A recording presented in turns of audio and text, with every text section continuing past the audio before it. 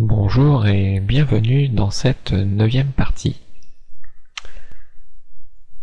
Donc dans la dernière partie, nous commençons à voir un petit peu plus le fameux background image sur plusieurs états pour nos menus. Donc tout d'abord, avant dans notre projet, vu que les éléments commencent à s'accumuler, je préfère ranger un petit peu mieux les éléments. Donc, par exemple, le fond JPG, je préférerais qu'il soit dans le dossier images, avec mes autres images. De même que les pages 1, 2, 3, 4 là, ça serait bien qu'ils soient dans un dossier HTML. Ou autre, j'aurais pu appeler un dossier page, ou comme je veux. Donc bien sûr, le fait de déplacer ces éléments, après ça engendre pas mal de choses, notamment tous les liens. Et pour mes fichiers de style, même étape, je préférerais les mettre dans un dossier CSS. Et ainsi, ça se retrouve un peu mieux rangé. Donc le dossier projet, ça c'est parce que c'est Aptana, hein, mais quand vous mettez ça sur un serveur, vous pouvez enlever le machin projet. Donc, maintenant que tout ceci est changé, dans le code, il va falloir changer partout dans nos heads pour accéder à la feuille de style. Donc maintenant, il faut aller dans le dossier CSS pour avoir la feuille de style. Donc pour la page d'accueil, par contre, vu qu'on est sur le fichier d'index et que cette page reste ici, il n'y a pas de problème, vu que c'est la page en cours. Par contre, les autres pages, pour y accéder, je dois aller maintenant dans le dossier HTML. Donc voilà. Ensuite, dans un premier temps, le fichier CSS, principalement le nôtre, c'est de redéfinir ici, pour notre page 1, l'emplacement du dossier image. Donc comme je suis dans le dossier CSS, je retourne un répertoire en arrière, donc test, puis ensuite je vais dans le dossier image, puis dans ce dossier je vais chercher mon image. De même que pour tous nos menus, il faut que je dise que j'ai déplacé tout ça, puisque le fichier CSS, c'est lui qui a bougé. Donc comme il a bougé, avant je l'ai simplement dans le dossier image et j'avais les éléments. Maintenant il faut que je recule d'un dossier pour aller dans ce dossier image. Donc tout ce qui était lorem pixel ou les couleurs définies, ça pose pas de souci. Par contre pour ce qui est image, je dois dire l'emplacement maintenant de mes images. À part ça, j'ai rien changé d'autre. Ensuite, c'est toutes nos pages. Donc toutes nos pages, je leur ai rajouté directement les emplacements. Donc pour le fichier de style, vu que je suis dans le dossier HTML, il faut que je recule d'un dossier, que j'aille dans le dossier CSS et que j'aille chercher ma feuille de style. Pour ce qui est de la page d'accueil, alors vu que je suis dans le dossier HTML, il faut que je recule d'un cran, donc les deux points, et que j'aille chercher index. Par contre, pour les pages 2, 3 et 4, vu qu'ils sont dans le même dossier, je peux laisser leur nom tel quel. Idem pour la page 2, il n'y a que l'index et le CSS qui est modifié, le reste ne change pas. Pour la page 4, même chose, même qu'on ne l'a pas encore vue, voilà, elle est déjà prête pour la suite. Et notre page 3, celle qu'on était en cours. Donc elle, vu qu'on lui avait rajouté un reset, du coup je lui indique l'emplacement du reset. Et le reste, ça n'a pas changé.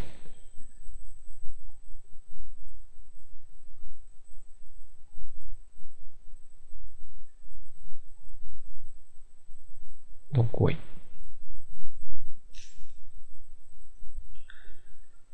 Donc ensuite tout ceci, donc je commence par la page d'index, dans le navigateur, donc page qui n'a pas été mise en forme. La page 1, donc c'est bon, elle récupère bien l'image de fond. La page 2, il y a bien les animations, bon, les images viennent de lorem pixel. Notre page 3, bah, on a bien nos images comme on le voit, donc là-dessus ça ne change pas. Et la page 4, bah, vu qu'il n'y a rien, c'est pas la peine d'aller voir, on voit que ça fonctionne bien. De la page 3 je peux revenir à l'accueil, de l'accueil je peux revenir à page 3. Donc pour en continuer avec un petit peu nos images, il y a une chose qu'on peut déjà essayer de voir, c'est par exemple la page d'accueil. Elle a 3 images qui viennent de l'ORM Pixel. Et en fait ça, quand on regarde, si on sort l'inspecteur d'éléments, et qu'au niveau du réseau on actualise cette page, on voit qu'elle va mettre un certain temps avant d'apparaître et qu'elle a un certain poids. Parce qu'il va récupérer les images plus la police d'écriture qu'on avait utilisée.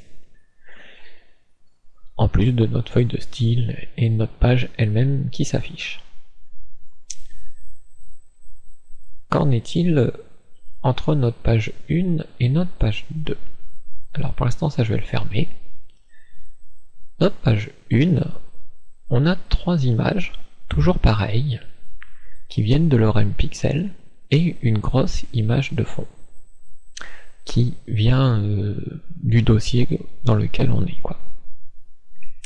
Alors que la page 2, malgré qu'il y a des animations, ça c'est pas le plus important, on a toujours 3 images, puisqu'on a 3 articles, qui viennent de l'ORM Pixel, et l'image derrière aussi, qui vient de l'ORM Pixel. Le but c'est de voir un petit peu quelle est la différence en termes de performance, ces histoires d'images qui viennent de l'ORM Pixel. Alors on va regarder la page 1, on est bien d'accord, ils ont tous les deux le même contenu. Si j'inspecte l'élément, que je vais sur Network, et qu'à nouveau j'actualise la page 1, on voit que mon image de fond, elle a mis que 28 millisecondes pour se charger, donc relativement rapide, et notre page s'est chargée en 371 millisecondes. Donc ce qui est pas mal, avec un peu moins d'1 méga. Qu'en est-il de la deuxième? Donc la deuxième, bah, elle se charge directement, hein. Donc on voit que là elle dure plus longtemps, qu'elle a un peu moins de poids, ce qui est un peu étrange.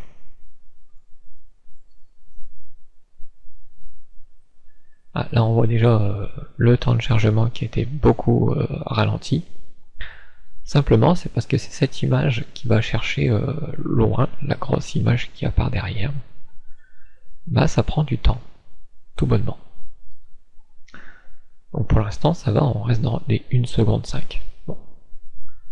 Ça se voit pas trop, mais voilà, on voit déjà la différence entre page 1 et page 2, hein, lesquelles vont plus vite à s'afficher. Notre page 3. Alors, notre page 3, elle appelle que 3 petites images, qui sont le menu over, et quelque part il devrait y avoir l'autre menu.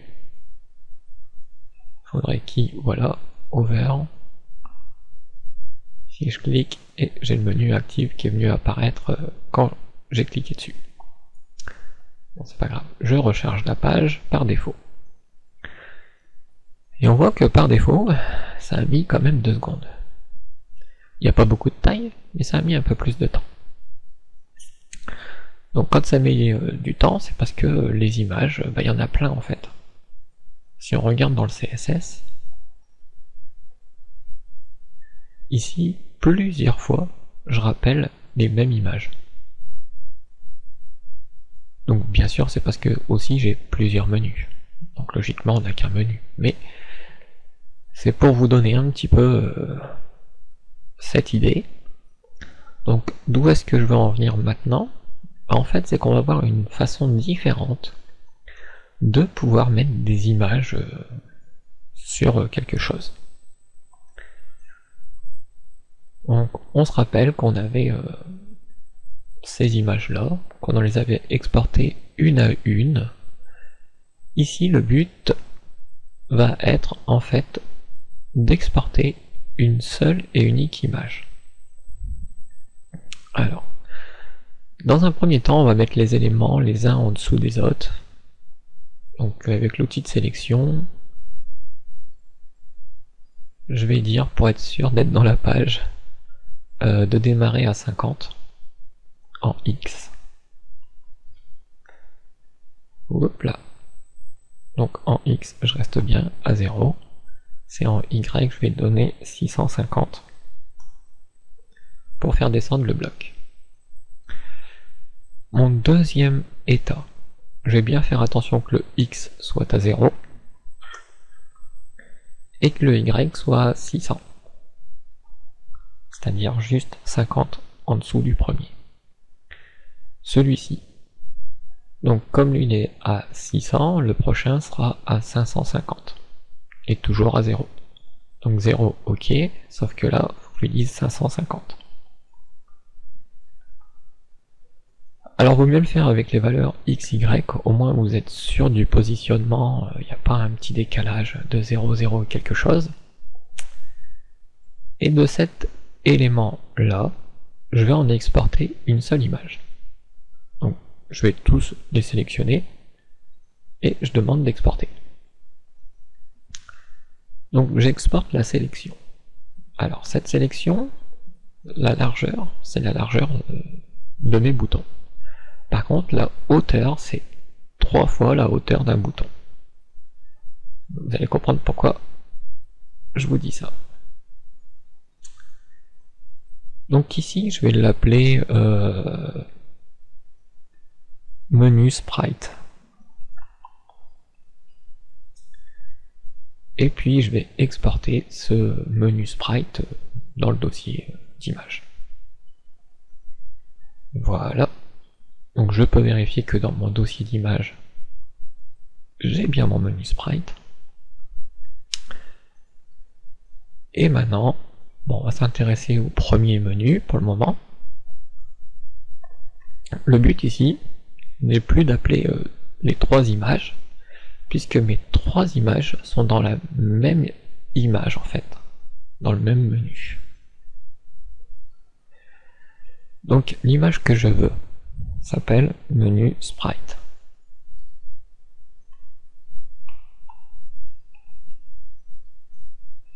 Qui est tout juste ici. Donc maintenant que j'ai l'image de prête, pour mon élément menu 1. Ici, je n'ai pas besoin de répéter le chargement de l'image, puisqu'on va le définir un petit peu autrement.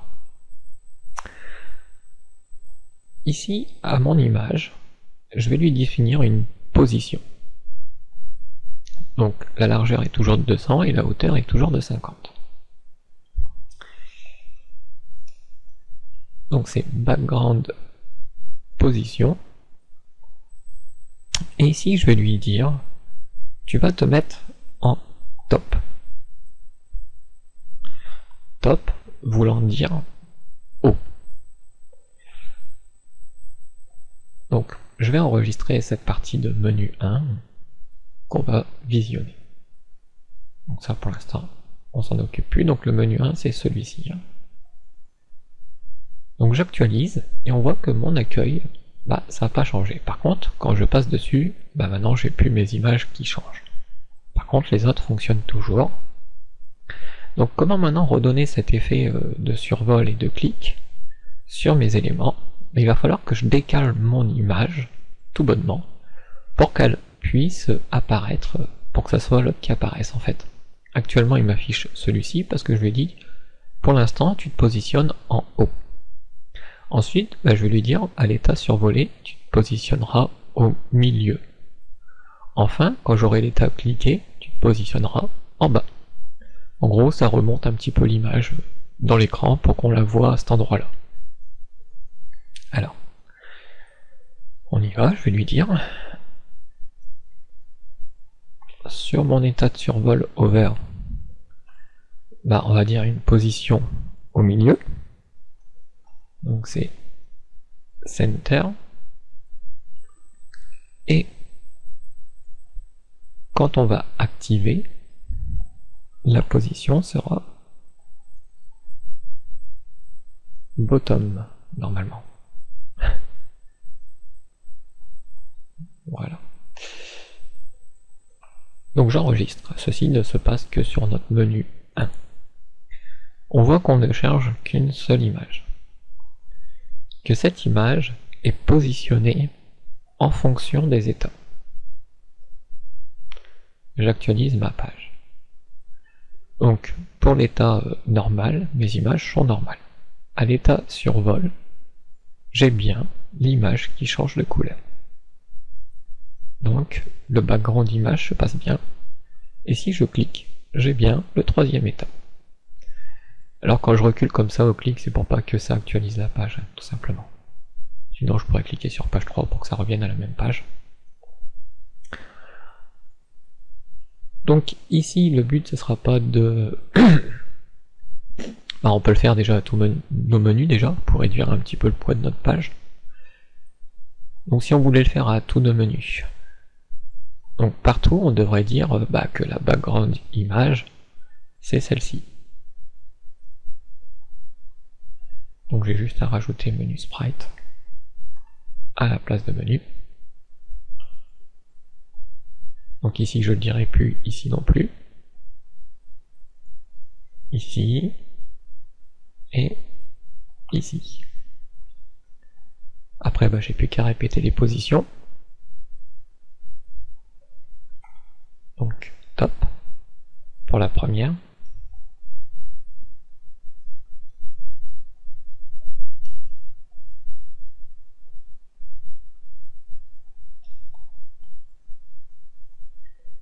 Et je vais recopier les autres tout bonnement.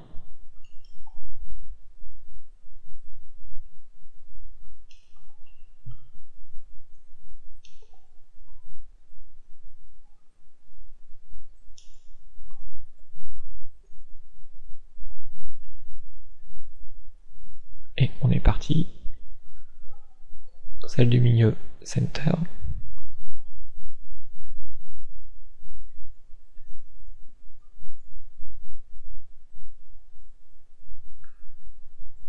Et celle du bas, bottom.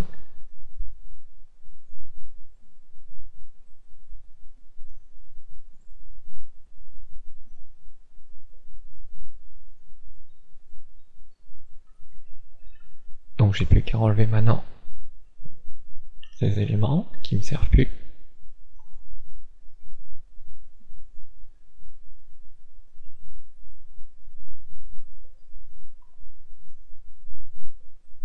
Et ici.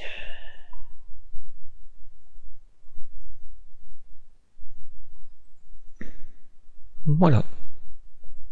Donc j'enregistre. Et je retourne dans le navigateur, j'actualise. Donc on voit bien que voilà, déjà le deuxième y répond, le troisième et le quatrième. Donc j'en teste un comme ça au hasard dans chaque.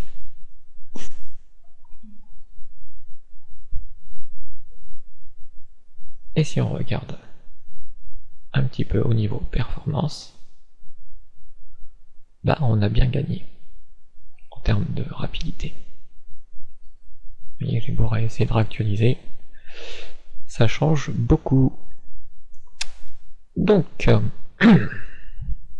ici je vous avais fait voir une façon. Alors, histoire de pas trop s'embrouiller dans nos menus, je vais enlever un petit peu tous les autres menus. Donc on y va à la page 3. Alors traditionnellement les menus, on les a quand même sous forme de ULLI. Donc l'idéal serait de garder ce type de menu, celui que j'ai pour mon menu 4.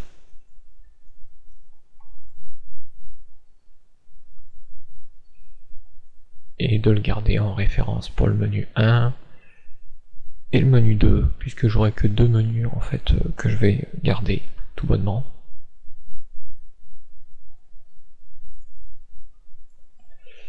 Ok, d'ailleurs au passage, je vais rectifier un petit truc. C'est la largeur et la marge. Donc là, vu qu'il y a une marge de 10, gauche et droite. Donc je vais mettre une largeur de 80.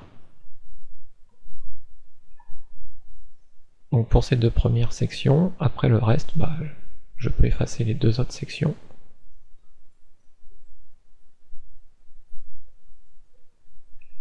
Ça c'était pour que vous compreniez un petit peu le style, hein, mais en général on met pas des menus dans des boutons, ni dans des paragraphes quoi.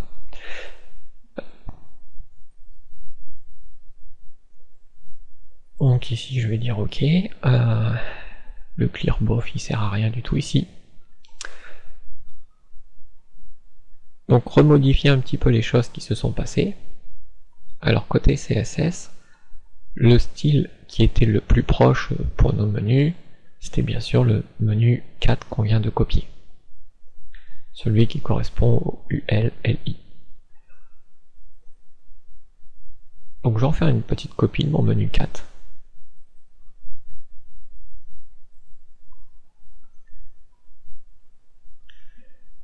Comme le premier qui est un petit peu à l'horizontale, et ben mon premier menu 4, là ça sera menu 4 2.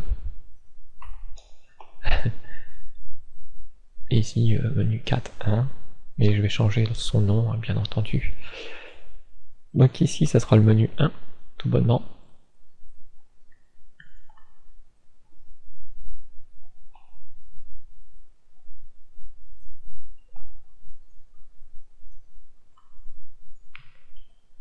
Et l'autre ce sera le menu 2.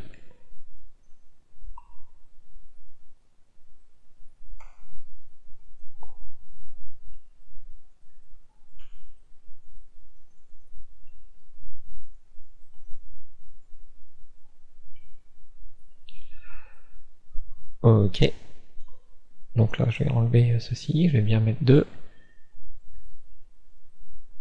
Là je vais bien mettre 1, et puis tout ce qui est au-dessus, bah, je vais l'enlever, puisque ça ne me sert plus.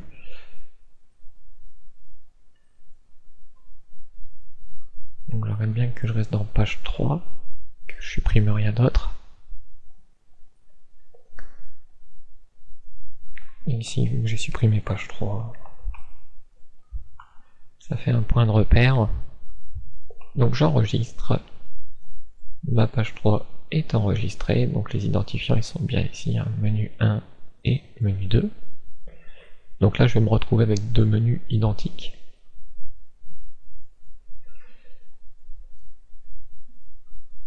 Ok, donc là je vois qu'il y a eu un petit problème au niveau des styles là-haut. Donc ça je vais voir ce qui s'y passe. Et ici la largeur, donc la largeur aussi j'ai un petit souci. Donc ici on va pas se prendre la tête avec des marges ou autre. Donc déjà classe row je vais l'enlever parce que je l'ai pas mis. Style, je vais laisser une largeur. Au bas, je vais mettre 2%. Gauche-droite, je vais le laisser en auto.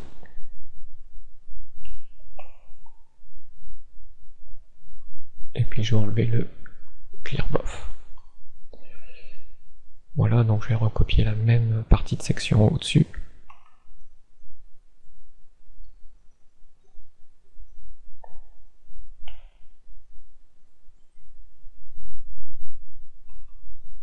J'enregistre. Ensuite, ce qui est parti, alors je vais regarder un petit peu dans mes styles. En gros, je vais copier ceci dans un fichier temporaire dans Notepad. Et je vais revenir un cran en arrière avec un CTRL Z. Et voir, voilà. Donc tout ce qui est cette partie, LI, A, page 3, ça j'aurais peut-être pas dû le supprimer. Donc je pars d'ici, de menu 1 à jusque menu 1, tout simplement.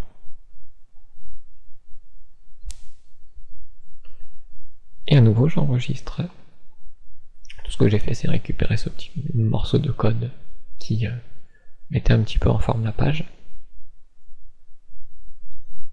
Donc ok pour le début. Ici on a toujours ce petit souci de largeur. Donc là, on va faire beaucoup plus simple. Width 100. Après c'est pareil, j'ai pris des images un peu grosses. Et voilà. Donc deux menus identiques. Alors bien sûr je vais les espacer ensuite et faire en sorte qu'il y en a un qui soit horizontal et que l'autre soit vertical. Alors les séparer.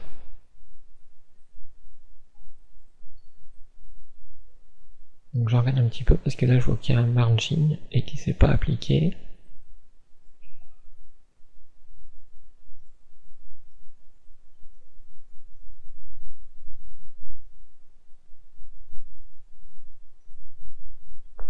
Margin 2. Donc je vais juste dire margin top.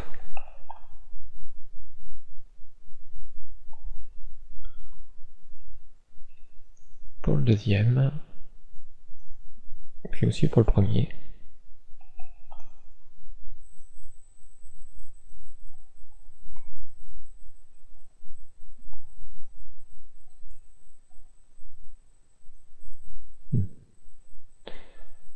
C'est parce qu'il y a une retraite de style quelque part qui va m'embêter. En même temps, ouais. Donc on va aller voir ici. Alors, notre premier menu. Donc clear bof, tous les éléments eli flotte à gauche. Ici qu'on a bien un décalage de 20 pixels sur la gauche pour chaque élément du menu. Donc ça, ok.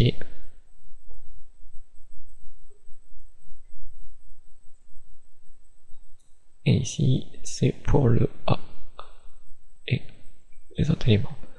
Maintenant, l'autre UL et I, alors lui, je vais pas le mettre float left. Tout bonnement parce que je veux qu'il soit normal. Donc j'actualise et revient à la verticale. Donc ensuite voir cette histoire de décalage entre les deux. À cause de la flottaison du premier là, je suis un petit peu embêté avec le deuxième. Donc c'est pas grave, on va ajouter un élément. Allez, temporairement HR. Et on va lui mettre un attribut de style. Et on va lui dire clear box.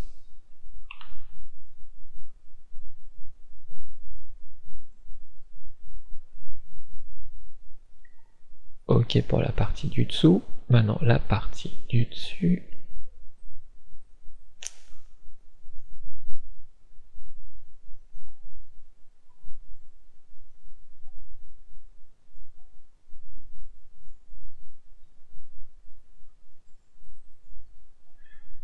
Donc pour le menu de inline block, ça je vais peut-être l'enlever par contre.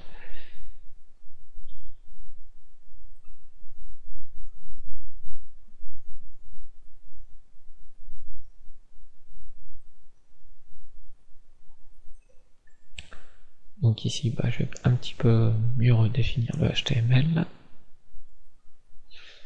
Donc j'ai enlevé tout ce style, je vais le restyler moi-même. Le HR, il n'y en aura pas besoin. Et cette partie-là. Ok. Donc ceci donne ceci. Maintenant, dans ma partie style, donc déjà le clear bof ici va pas me servir à grand chose. pour le menu 1 ni pour le menu 2. De même que les décalages, donc ça on va voir juste après. Par contre, je vais redéfinir la section. À cause du reset CSS, du coup il faut que je redéfinisse un petit peu les choses.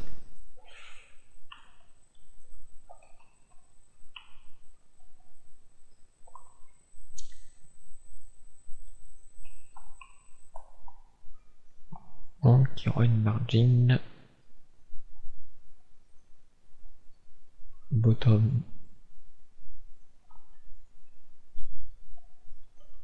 de 2%.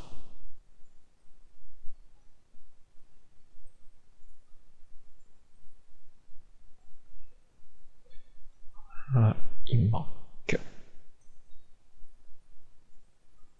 ici la section, donc je vais lui dire dans la section c'est tout de même un display block.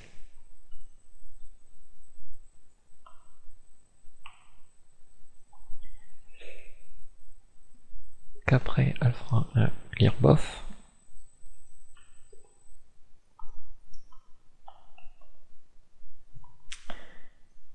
et qu'elle a une largeur de 100%. Voilà.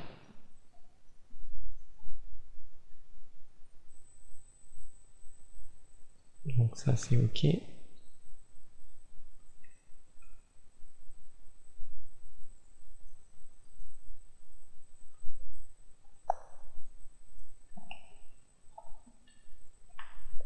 Ah, il me semble que ça va être plus top.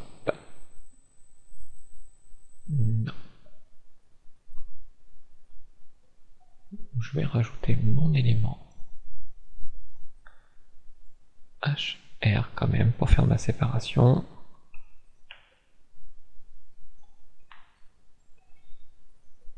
On va mettre ici bottom.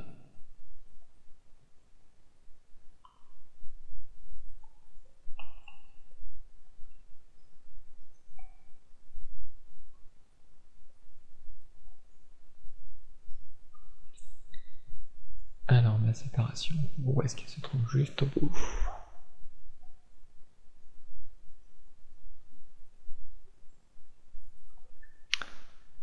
Non, même pas. Je vais pas mettre ce HR. Et dans style, je vais changer ceci. Un padding top.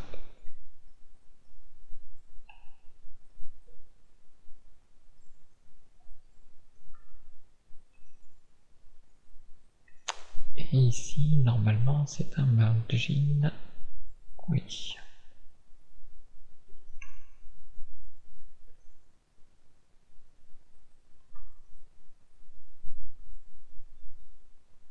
Ok. On enregistre ceci.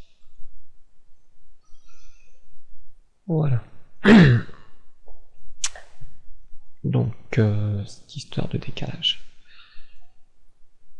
Menu 2. Alors le premier élément, on le fait décaler de 10 pixels.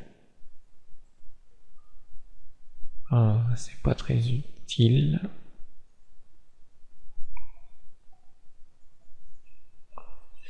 Et que chaque élément LI, alors là ce sera plutôt en bas. Sauf le premier, donc top plutôt. 20, je pense que ça va être un peu grand. Ouais.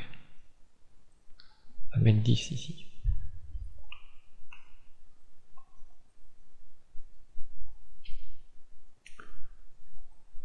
Voilà. Donc ce que je veux changer, c'est lui. Alors on a vu cet élément là qu'on vient d'exporter. Je vais le dupliquer. CTRL C, CTRL V.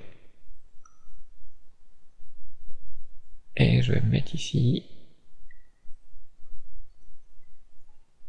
X à 0 Comme ça, je suis sûr qu'ils sont bien alignés. Voilà. Et ici, je vais faire autrement. Donc, lui, je vais le mettre sur le côté. Donc lui, vu qu'il fait jusqu'à 450, il fait 200 de large, donc le X doit être à 200. Ok. Donc ici, notre hauteur c'est 450. Donc X. Là, il faut que j'ajoute. Ça va faire de 400 et hauteur 450. Voilà. Et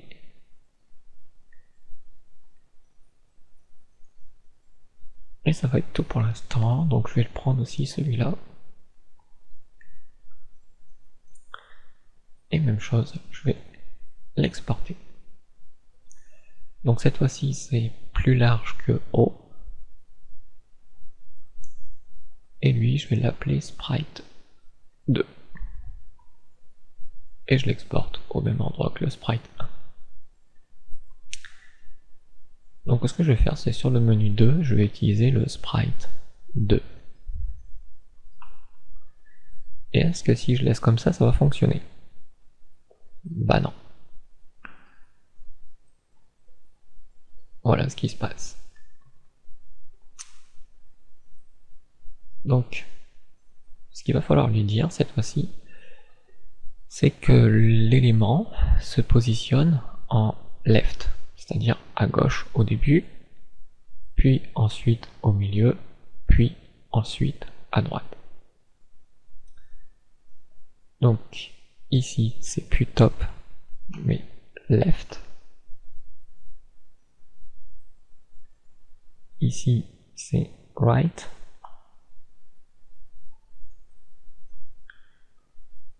Et ici c'est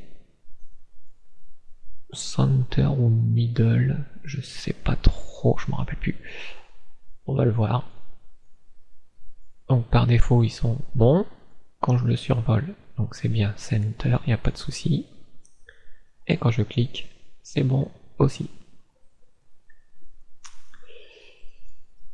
Alors, pour aller un petit peu plus loin, je vais faire un CTRL-C, CTRL-V. Je vais en remettre un juste en dessous. Donc X 0, Y 400. Comme ça, c'est positionné juste en dessous. Et ici, on va s'amuser à changer un petit peu les couleurs. Donc, la couleur, on va éditer. Alors, côté vert, je vais l'enlever.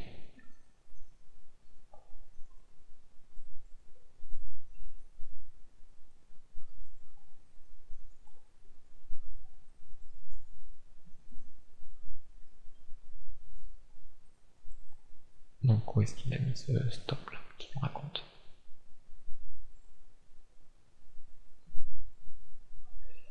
Donc c'est pas grave, on va prendre cet élément là, on va dire que par défaut une couleur plutôt bleue. Décidément ce truc là je vais avoir du mal à m'y faire. Donc ouais, on va démarrer sur un bleu cyan.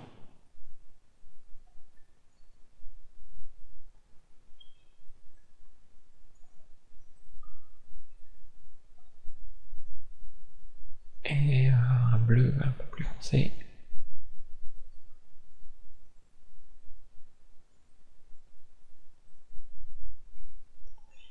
Alors là j'ai vraiment du mal à comprendre son truc. Voilà, enlève-moi ces trucs là. Ce que je veux c'est du bleu. Lui, bleu. Alors on va changer de couleur.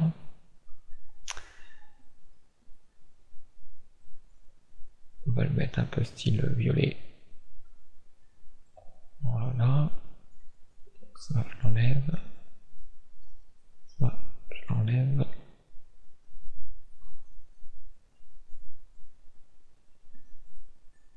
Donc violet assez clair. Voilà. Et celui-là, on l'enlève. Ok. Et pour changer le dernier,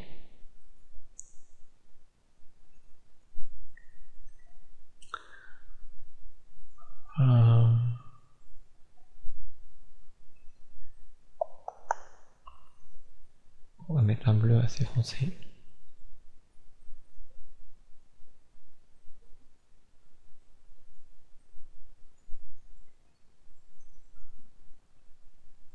Et on va enlever ces éléments-là.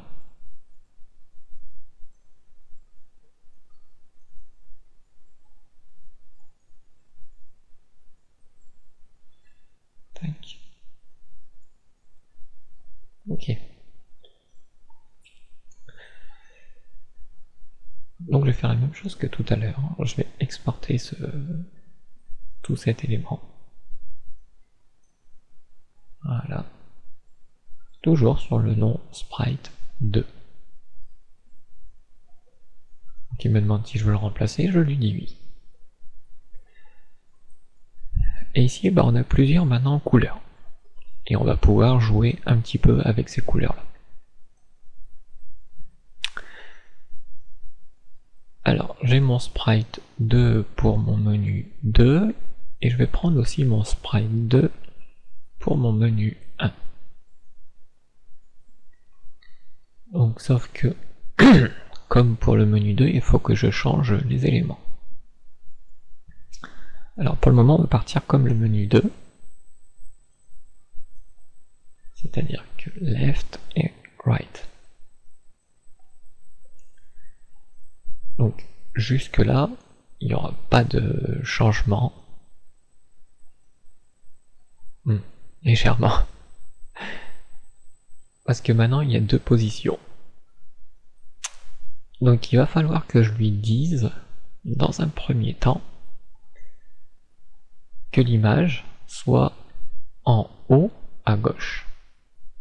Donc, ce qui correspondrait à en haut à gauche. Puis à droite, puis au milieu. Puis ensuite, je devrais dire en bas pour les autres. Donc ici, ça serait plutôt top left sur le menu 1, top center, top right. Donc ça c'est pour la partie haute de l'image 2. Et pour l'autre menu, ça serait l'inverse, bottom. Et même chose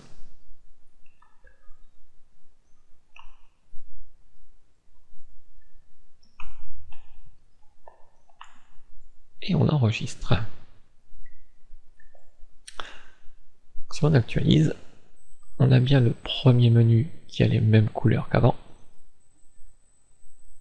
et le deuxième qui a son deuxième jeu de couleurs. Est-ce qu'on peut jouer par exemple entre une couleur et une autre? Typiquement, on passe du vert au jaune, orangé, vers le rouge.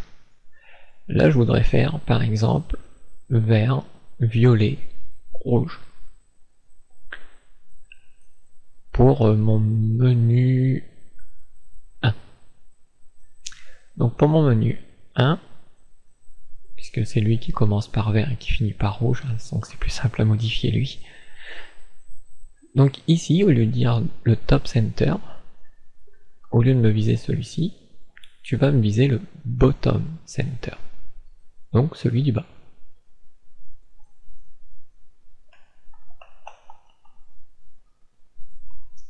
Donc j'enregistre ce changement.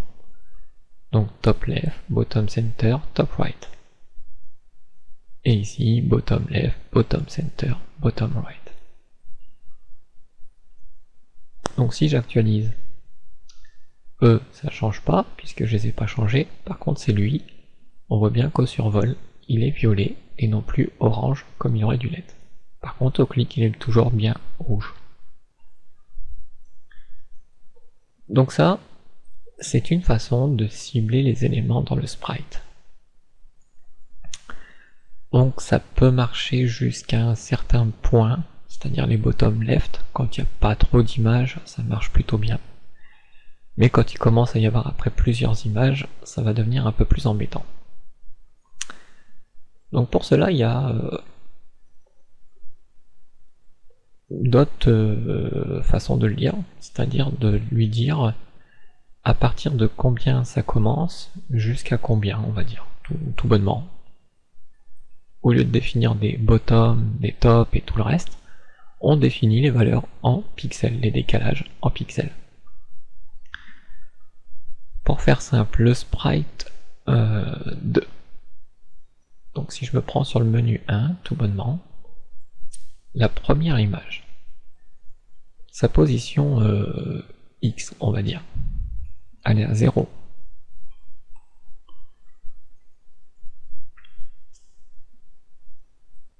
Et Y, c'est à 0. Donc par contre, quand on fait ça, après les autres positions ne fonctionnent plus, d'après ce que j'avais remarqué. Ah si, pour l'instant ça fonctionne encore. Donc on va continuer. Donc ici, je vais pas faire le décalage vers le violet, hein, je vais cibler vraiment la partie qui nous intéresse. Donc ça commence à 200, tout bonnement, et ça reste à 0. D'accord. On commence à 200, donc là il faut s'imaginer que le 450 est en 0 en fait, puisque là c'est décalé dans ma scène. Mais tout simplement, il suffit de voir que l'image fait 200 pixels et une hauteur de 50 pixels. Donc comme on va se décaler sur l'axe des X, bah, ici j'ajoute 200. Par contre, ici je reste à 0. Hop là. Et ici, bah, je vais décaler encore de 200, donc 400. Et ici ça va rester 0. Bon. Voyons voir. Donc menu 1, il est censé passer par ces trois couleurs. On actualise. Donc là malheureusement je vois qu'au survol j'ai pas la bonne couleur comparée au clic. Tout bonnement c'est parce qu'ils sont inversés. Donc lui je lui dis 400 et lui 200.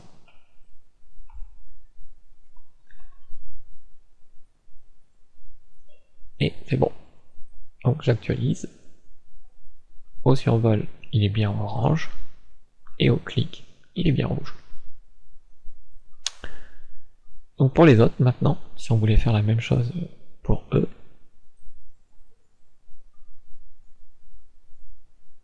ici le premier élément, donc il va être à 50 pixels par rapport à celui-ci. Donc il va être descendu de 50 pixels. D'ailleurs ils vont tous être descendus de 50 pixels.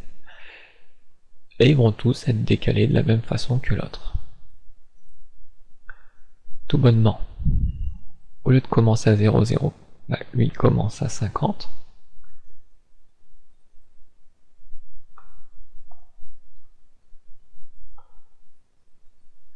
Plutôt là il commence à... Là je vais m'emmêler je crois. Faut que je le descende de 50, voilà. C'est partout où je laissais 0, je mets 50.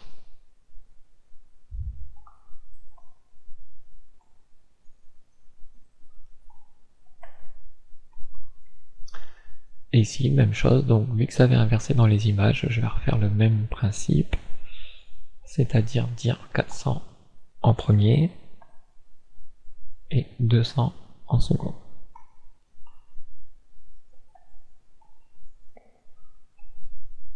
J'enregistre. au survol bien violet, quand je clique, il est bien bleu. Qu'en est-il si je m'amuse à changer une valeur entre l'un et l'autre?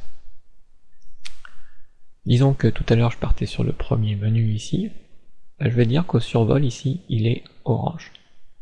Par contre, qu'au clic il soit violet. D'accord? Donc au survol il devrait être orange, et au clic il devra être violet comme quand je le survole. Donc actuellement, pour avoir le violet, il est ici au over. Donc j'ai dit que quand je cliquerai, il devrait être de ce couleur-là. Donc je lui donne tout simplement les positions de la couleur du violet. Et ici,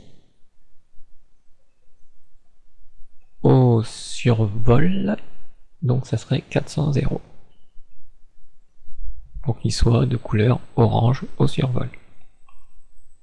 Je sais pas si vous suivez bien, mais bon, c'est pas très compliqué. Donc actuellement le survol orange ici va être au survol orange quand je vais le survoler lui. Par contre il reste de couleur bleue à la base, et quand je cliquerai, il sera de couleur violet comme quand je le survole. On actualise. Donc il est toujours de couleur bleue, au survol il est bien de couleur orange, jaune, et quand je clique, il est bien de couleur violet. Vous voyez qu'il est très pratique de se balader en fait dans ce genre de sprite, c'est comme ça qu'on les appelle, les sprites. Et comme ça, on peut décliner plein de couleurs par exemple. Ensuite on pourrait avoir plusieurs images. Là j'ai mis des formes simples, mais ça pourrait être des images. Donc le juste petit truc qu'il faut faire attention, c'est le calcul entre les images. Combien ils se décalent.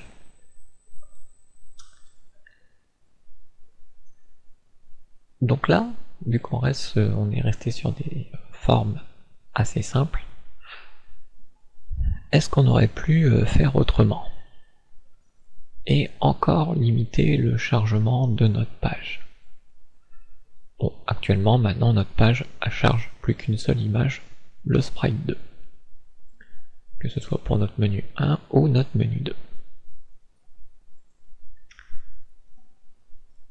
Donc actuellement, si on regarde un petit peu dans notre network, qu'on actualise, on voit que c'est dans les 200 millisecondes. Ok. Alors, pour faire autrement, on a notre générateur de dégradés. Alors là, je ne promets pas de reproduire exactement les mêmes couleurs que j'ai fait de l'autre côté, mais on va essayer au mieux de refaire à peu près pareil. Donc premièrement, j'ai besoin d'une couleur vert, orange et rouge. Alors je vais commencer par le vert. On va prendre ce genre de vert là. Là, je pourrais prendre dans le style diagonal.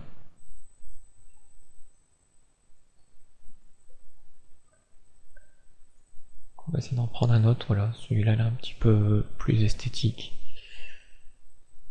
On pourrait changer la couleur du vert pour que ce soit un petit peu plus foncé.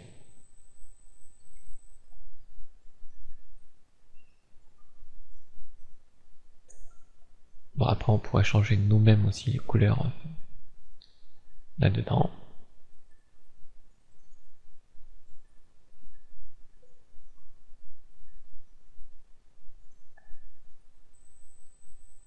Ok pour lui.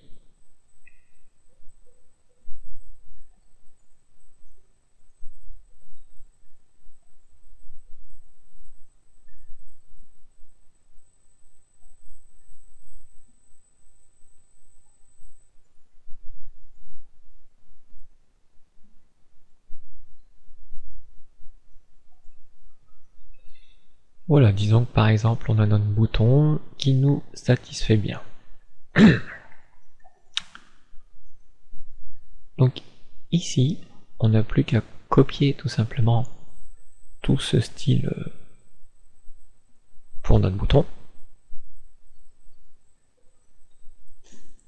Et on va se créer une petite classe. Donc on va rester dans notre page 3.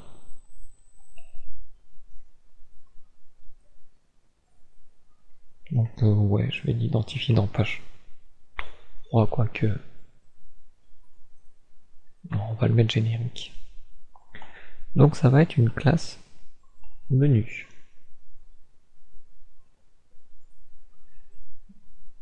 Et je vais même préciser menu normal.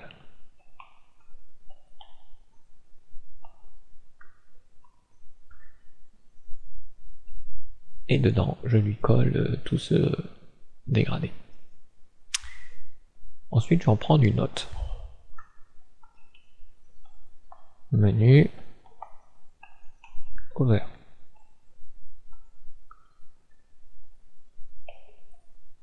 Puis une dernière, menu,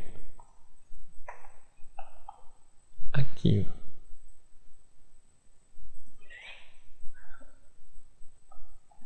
Alors là c'est pareil, je fais plusieurs classes comme ça, mais en fait ça me sert pas à grand chose ça. Je suis un petit peu bébête là sur ce coup là. Hop, ça j'enlève. Donc ça va être une classe menu, je vais pas mettre normal comme ceci, mais je vais dire menu 1. Allez. Donc tout ce que je vais faire c'est ce menu 1. Je vais le dupliquer. Un qui va avoir la pseudo classe over. Et l'autre qui aura la pseudo classe active.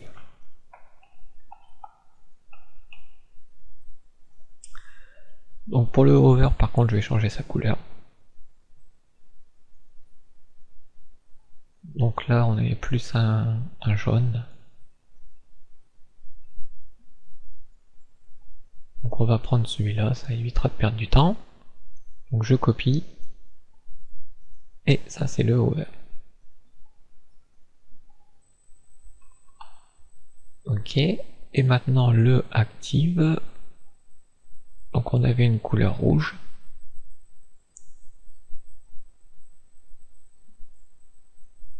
On va dire qu'on va prendre de celui-ci. Et on copie. Hop, on revient ici. Et on le colle. Donc ici je peux appliquer un peu le format source. Donc, alors pour que ce soit un petit peu plus ressemblant quand même, puisque là on va avoir qu'un background, on n'aura pas l'arrondi de l'image. Donc pour avoir cet arrondi, on a le générateur ou le maker, peu importe, tant qu'on a le border radius. Donc je vais dire, je sais pas, peut-être 10, ça n'a pas l'air beaucoup, 15, 20, ouais 20 ça a l'air d'être mieux. Donc je vais copier cette propriété, et ceci, je vais les mettre dans mes menus. Coupe là, petit espace blanc.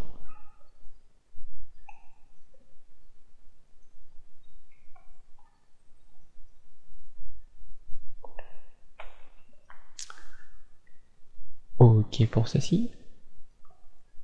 Et maintenant, donc maintenant dans ma page 3.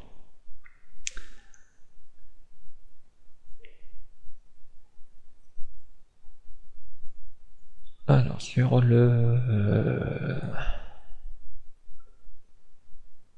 Donc on avait fait tout ça sur les A.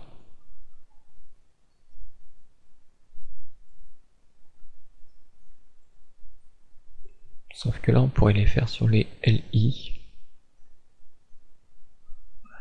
C'est pas grave, comme on avait fait ça sur A, on va rester sur A. Donc nos éléments A, on va leur ajouter une classe menu 1, comme indiqué. Et ce, sur tous mes A.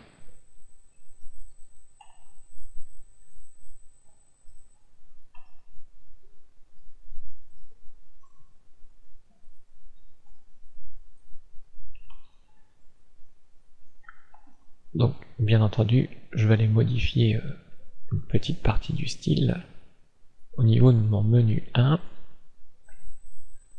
Ici, je vais enlever tout ce qui est déjà les over et active.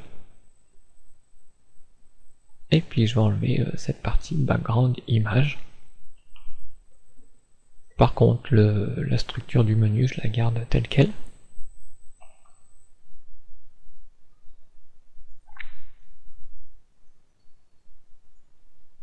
Donc, voilà que je viens d'actualiser la page. Donc on a vu tout de suite les couleurs, c'est pas les mêmes. Quand je survole, j'ai bien mon deuxième dégradé qui s'est mis en place. Et si je clique, j'ai bien le troisième. Donc même chose, je pourrais faire pour mon menu 2. Je pourrais l'appeler menu 2. Retour dans les styles.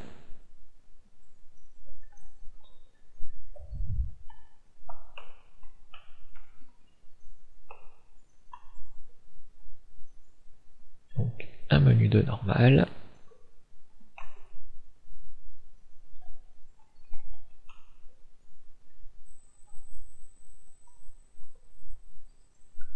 Un over et un active. Donc le border radius, vu que je vais garder le même, je peux déjà le recopier.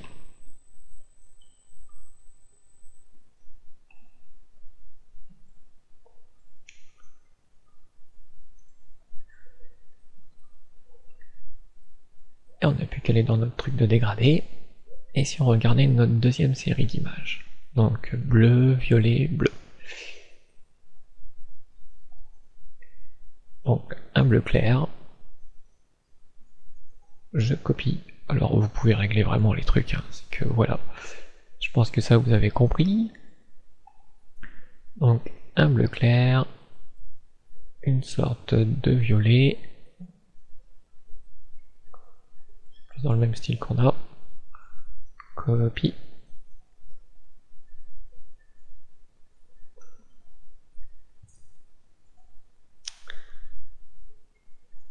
Et un bleu foncé.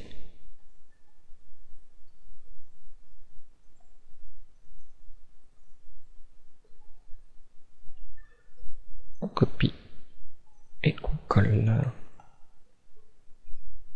Même principe, je vais enlever dans le menu 2 les éléments over et active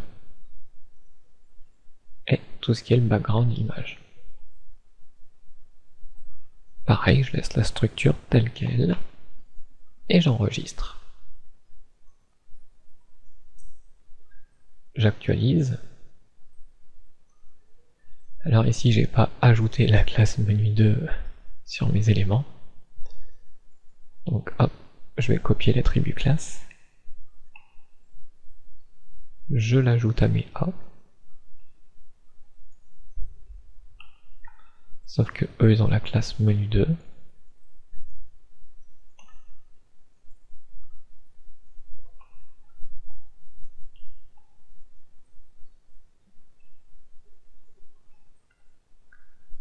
Et j'enregistre.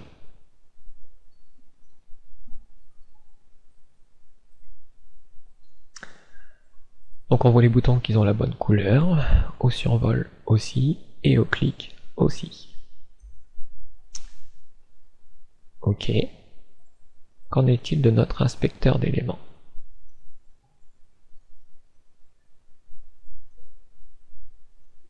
« 193, 192, 196, 192... Bref, vous l'aurez compris, on a gagné en performance. Et en plus, c'est un petit peu plus facile à maintenir qu'une image. Et l'avantage, c'est que c'est redimensionnable par rapport à l'image. Ici, il suffit qu'on ait les éléments de notre menu. À la base, il faisait 200, si maintenant ils feront 150 par exemple, avec une hauteur, disons, allez, de 30, et un font size peut-être un peu moins grand, 24.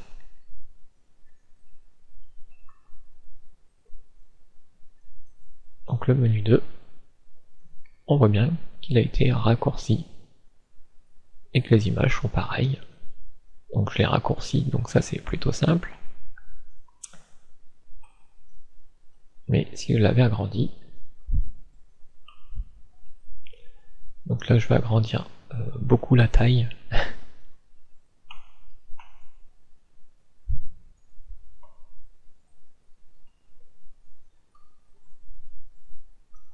On enregistre.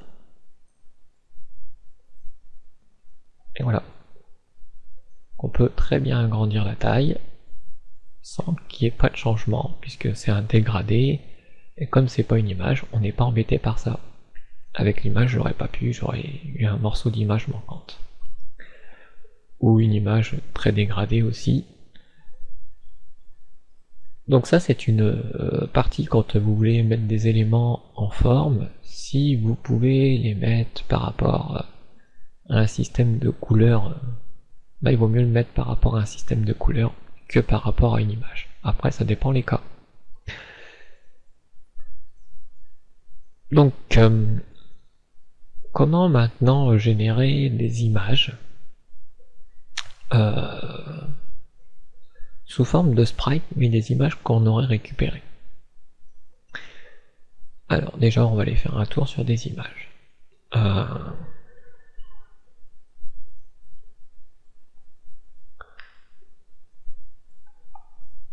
Donc on a Icon Finder, qu'on connaît déjà, mais on en a un autre, Finder Icon, c'est l'inverse.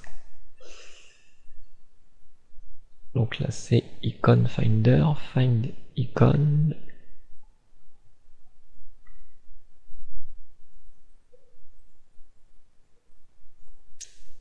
Donc ça doit être Find Icon, celui-ci. Là on a plusieurs types d'icônes, donc on va parcourir.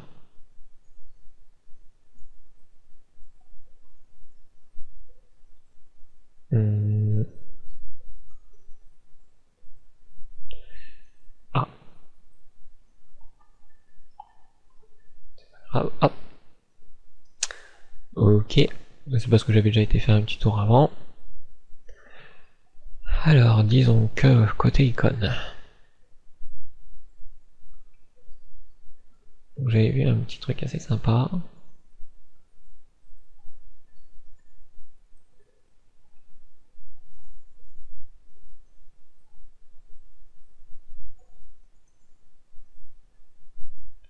Voilà, ici. Donc ici, le but, ça va être de prendre quelques icônes comme ceci, comme cela, quoi. Donc voilà, je vais prendre quelques icônes, les flèches, ça peut être utile, l'ordinateur, ah.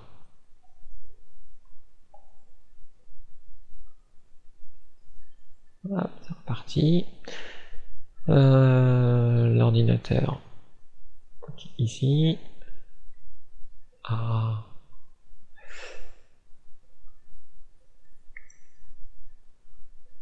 Bon, vous allez comprendre le principe, c'est qu'on cherche des icônes, peut-être qu'à un moment il y a une restriction. Donc le plus simple, ça va être d'utiliser ceux que j'ai déjà téléchargés.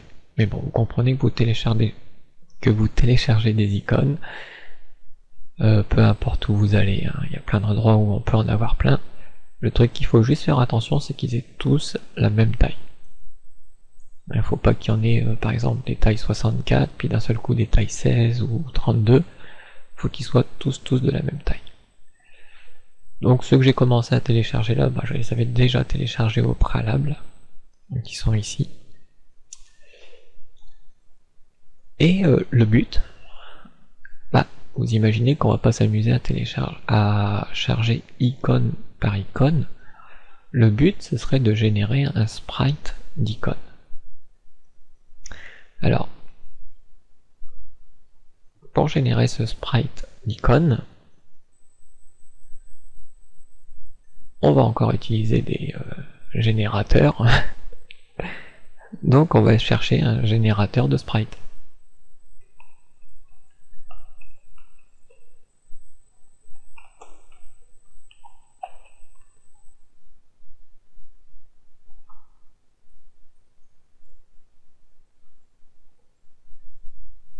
Alors il y en avait un que j'avais trouvé plutôt bien. Pas lui. Bah, c'était en anglais, Sprite Generator.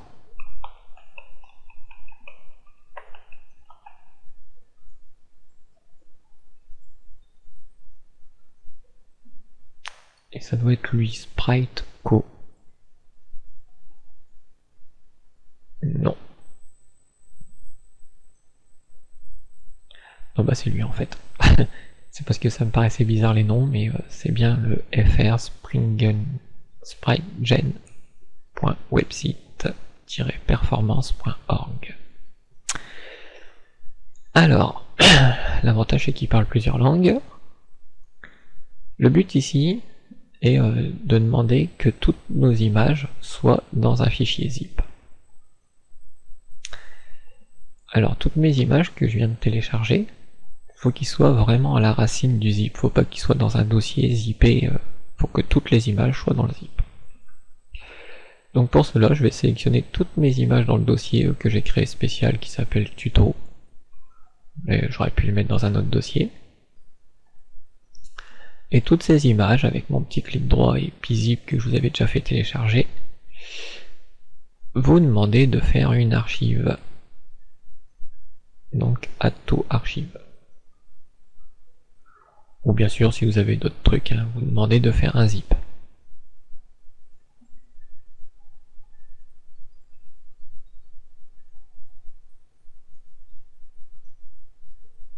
Donc là, je sais pas ce qu'il est en train de me faire le PC. Voilà, qui se lance. Donc tous les éléments, et puis il s'appellera tuto zip, alors je vais lui dire ok. Et voilà. Donc il m'a créé une archive tuto zip qui contient toutes mes images. Donc je précise bien que toutes les images ont bien la taille 64. Donc ici, je vais lui donner mon fichier tuto.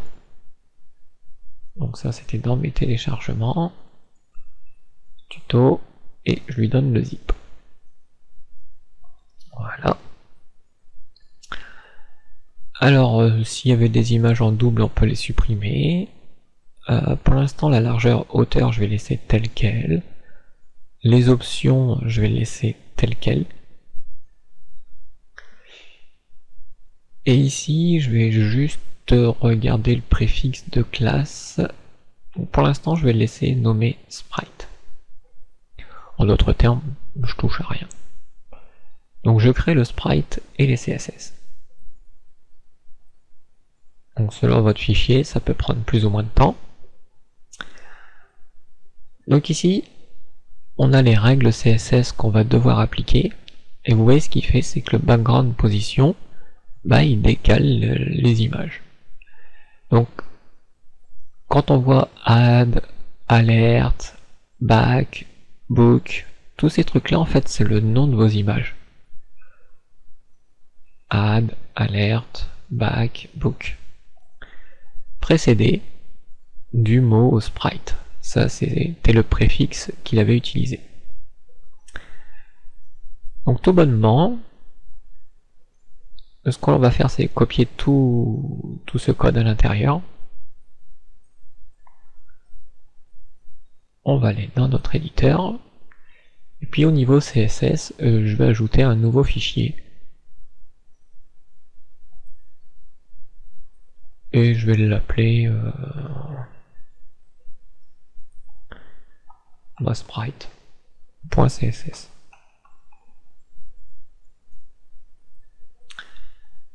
Et dans ce fichier de sprite, je vais coller toutes les règles qu'il m'a données. Donc bien sûr ici, il y a les règles pour chaque image, il y a le décalage pour chaque image, mais il n'y a pas l'image. Donc ça c'est à la suite. Donc ici il va falloir placer l'image qu'on va télécharger, c'est le nom qui va nous donner au téléchargement, et il faudra le mettre sur un élément. Donc pour l'instant je vais déjà télécharger l'image sprite. Donc voilà l'image qui m'indique ici. Et cet élément, je vais copier. Donc je vais le copier je vais le coller en haut. Et l'image téléchargée, donc il doit être dans mon dossier de téléchargement. Celle-ci, je vais l'appeler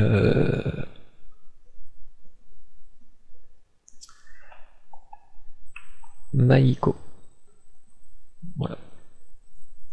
Donc je vais copier cette image dans notre projet en cours et je vais le mettre dans le dossier image.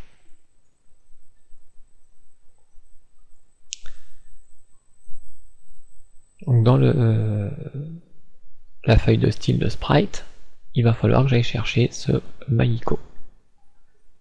Donc déjà le nom, je peux le renommer Mahiko. Et ce Mahiko, par rapport à mon fichier CSS, il se trouvera dans un dossier image. Et il faudra que je remonte d'un répertoire pour accéder au dossier image. Je remonte d'un répertoire, je rentre dans image et j'ai l'icône. Donc seulement, par contre, ici, l'élément qui identifie mon icône, je vais le changer. Donc, je vais lui donner une classe qui va être sprite. Donc le fait que ça va être une image, bon, il a déjà la taille, mais comme c'est une classe, ça pourrait être sur n'importe quel élément. Alors le premier truc que je vais lui dire, c'est display inline block, pour faire en sorte que l'élément sera capable d'avoir une image. Donc si vous le mettez sur un type bloc, il n'y a pas de souci, vous aurez l'image, mais si c'était une balise de type inline, comme un A, vous aurez été embêté, vous n'aurez pas vu l'image, parce qu'elle n'a pas de hauteur, et qu'il aurait fallu que vous donniez l'attribut display inline block. Ok, donc j'enregistre mon sprite CSS, et puis dans ma page 3, je vais venir l'appeler. Alors que je l'appelle avant ma feuille de style, après ma feuille de style, peu importe. Le tout ici, c'est que je l'appelle. Voilà. Donc maintenant que j'ai ce sprite, et avec Aptana, je vais ajouter un élément devant mon A, voire même dans mon A. Mais j'ai accueil. Donc, je vais le mettre dans un span. Un span, c'est une balise en ligne. Et ce span va avoir une classe. Et cette classe va être sprite. Vous voyez qu'Aptana m'aide tout de suite. Et que cette classe sprite, elle va avoir un autre élément, puisque sprite définit l'image. Et maintenant, il faut que je dise mais quelle image que je veux. Donc par exemple, je vais prendre le sprite book. J'enregistre ma page 3. Donc ceci a été mis sur le menu accueil de mon menu 1. Donc sur ce menu là. Et on a bien notre image qui apparaît. Bon, petit hic, c'est que l'image est plus grande que le menu. Alors pour ça, on va pouvoir diviser la taille de l'image par 2. Donc on a notre générateur de sprite. Et ici, je vais pouvoir rechoisir un fichier, redonner exactement mon tuto zip. Et ici, en largeur hauteur, je vais lui dire que je veux à 50%. Donc comme mon image faisait 64 pixels, maintenant elle en fera plus de 32. Et un petit peu plus bas, Donc le préfixe, je vais bien laisser sprite. Par contre, ici, je vais lui donner un suffixe qui sera small, pour dire petite taille. Et sous le même principe, je vais créer le sprite. Par contre, je vais effacer le fichier de mes téléchargements. Donc ça doit être dans le tuto, voilà. Ah bah, je l'avais renommé, donc ça tombe bien. Donc je vais le télécharger, celui-ci. Ah, plutôt je régénère le sprite avant de le télécharger. Voilà, donc maintenant on voit qu'ils font tous 32. Je peux recopier. Alors l'avantage c'est que maintenant ça commence tous par sprite-add pour add, alerte, machin. Mais il y a un tiret small pour dire que c'est la petite taille que je vais prendre. Par contre, bah, je dois reprendre toutes ces règles,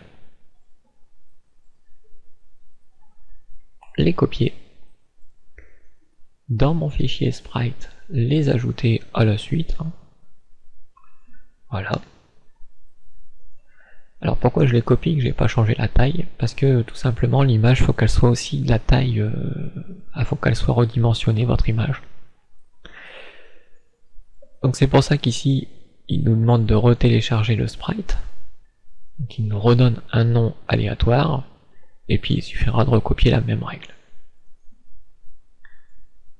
Donc comme j'aurai une image différente, je vais avoir une règle différente. Donc je vais la mettre juste au-dessus, juste à côté. Et ici, ça sera sprite small, que je vais lui dire comme classe. Elle aura Maiko-small comme nom. Ça c'est moi qui le décide comme ça. Et puis ça sera tout bonnement. Donc bien entendu, il faut que je déplace l'image en question. Donc là il m'a redonné un nom bizarre. Je le rappelle, Maiko-small.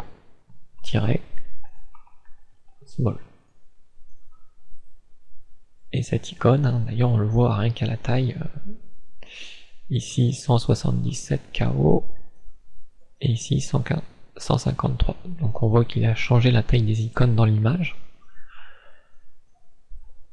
Donc même principe, elle, je la mets à côté de l'autre, dans mon dossier de projet. Ce qui fait que mon sprite peut l'appeler sans souci, puisqu'il est juste à côté de l'autre. Et que pour ma page, du coup, il va falloir qu'ici je dise je veux le sprite small pour avoir la petite icône. Small, voilà. Et ici, il faudrait que j'ai le sprite book small. Donc là, il décide pas de s'afficher, mais il est là. Et je l'enregistre. À nouveau, je vais actualiser, logiquement, elle est censée être 2 fois plus petite. Effectivement, 2 fois plus petite. Et on peut vérifier dans le navigateur sa taille. Donc l'avantage, c'est que je peux mettre maintenant n'importe quelle autre icône que je voudrais entre les deux. Contrôle entrée, et puis je peux m'aider d'Aptana. Et on voit qu'à chaque fois, j'ai les deux, normales ou petites. Donc j'enregistre, et hop, on change d'icône. Bon, par contre, ici, vous pouvez pas aller au-dessus de 100%, vous pouvez pas doubler vos tailles. J'ai essayé, ça marche pas. Donc ce que je vous conseille, c'est d'avoir des icônes, par exemple, je sais pas, disons, soyons fous, 512. Et vous pourrez les réduire au fur et à mesure. Vous les réduisez de 75%, ou de 50%, ou de 25%, pour avoir plusieurs tailles, puis vous indiquez votre taille, par exemple petite, grande, moyenne, bref. Et puis vous n'avez plus qu'à répéter l'opération comme je viens de vous faire voir, tout bonnement. Vous ajoutez les lignes à la suite. L'avantage c'est qu'ici vous n'avez plus besoin de vous préoccuper de la position de l'image ou pas. Par contre le désavantage c'est que vous êtes contraint par la taille. Alors est-ce qu'il existe par contre dans le même genre un autre moyen de pouvoir avoir aussi plusieurs icônes, mais qui peuvent avoir plusieurs comment dire, états? Parce que là actuellement on n'a pas d'état du tout, on peut juste mettre une icône en plus sur une balise de ci, de là.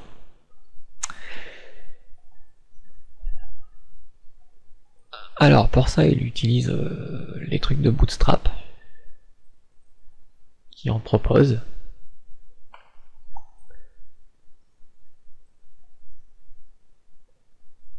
Donc pour l'instant on va aller sur l'ancienne version, donc la 2,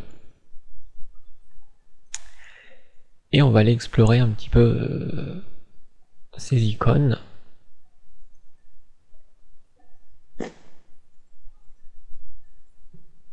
Donc on a toutes ces icônes là qu'on peut utiliser, et tout simplement on l'utilise de cette façon. Donc pas très compliqué. Alors est-ce que j'ai besoin de tout Bootstrap juste pour ces icônes? Bah non, on peut venir customiser le pack de Bootstrap et choisir uniquement ce que l'on a besoin. Donc ici je vais tout désélectionner, comme ça il n'y a plus rien de coché, et puis je vais juste regarder la partie icône qui m'intéresse, donc qui est ici. Ici j'ai besoin de rien au niveau jQuery, donc je désélectionne tout, puis je vais tout en bas, et je demande de télécharger. Donc je reçois le Bootstrap, donc dans mon dossier de téléchargement je vais extraire ce dossier de Bootstrap,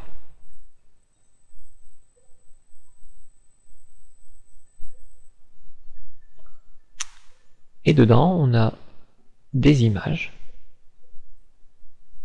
et un fichier CSS. Donc ce que je peux faire déjà c'est copier le dossier Bootstrap, le mettre dans mon projet,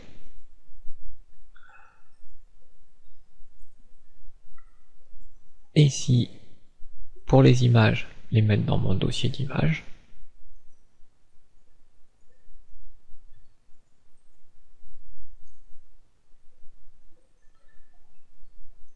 et pour le CSS, donc je vais prendre que le Bootstrap normal, hein, pas le minifié, parce qu'on va aller faire un tour dedans,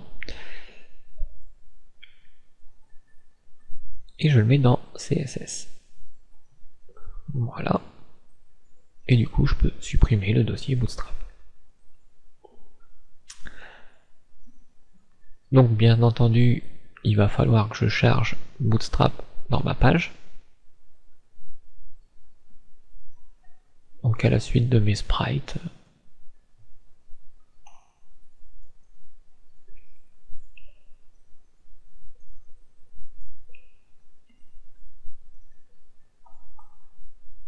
Donc Bootstrap, voilà. Donc si je regarde la documentation où j'étais, en base CSS, dans les icônes, tout simplement, voyons voir si on verra l'icône Search.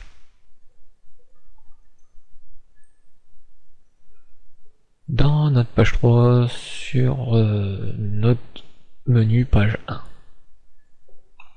Donc je lui ajoute ceci. On enregistre, et regardez bien un petit peu le style de mes éléments, et j'actualise. Donc j'ai bien l'icône Search, et rien n'a changé, si ce n'est que j'ai l'icône en plus. Donc effectivement, si je regarde le Bootstrap, donc déjà on s'aperçoit d'une chose. Au début, il remet des valeurs un peu à zéro pour certaines choses.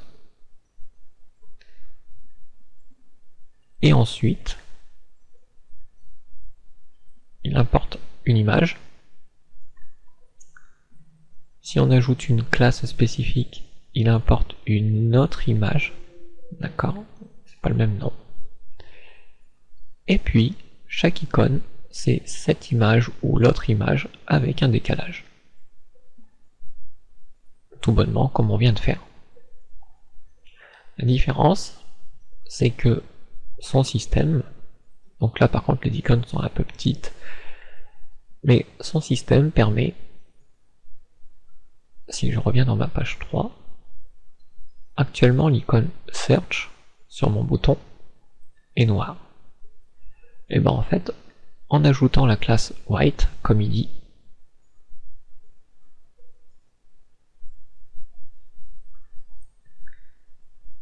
donc icône white, et que j'enregistre, et j'actualise, maintenant elle est blanche. Maintenant, donc si vous ne l'avez pas déjà, vous pouvez télécharger le logiciel GIMP, et dans GIMP, on va venir ouvrir une des images du Bootstrap.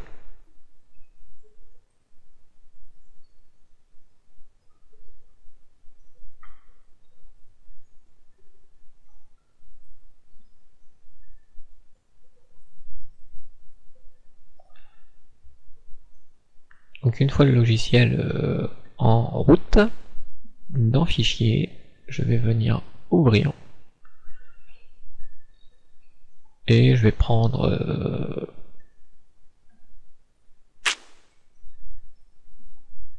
celle directement sur le projet. Donc dans Test, Images. Je vais prendre celles qui sont en noir. Je vais l'ouvrir.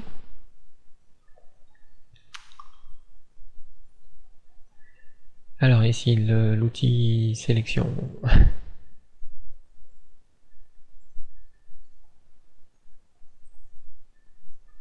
Là je suis en mode genre dessin.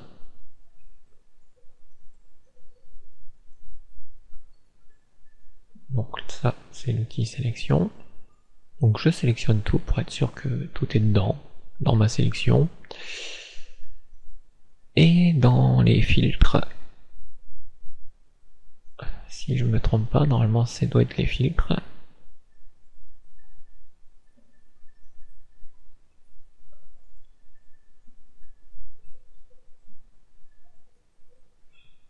Ou là c'est pas du tout la même chose que j'avais vu la dernière fois. Colorier. Donc voilà, il y a le petit problème des calques RVB. Donc ça, dans le menu image, mode, ici je vais me mettre en mode RVB, comme il me demande.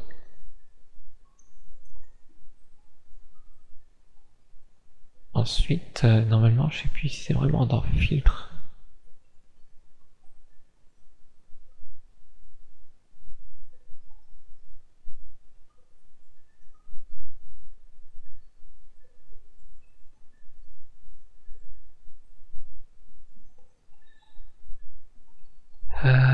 Donc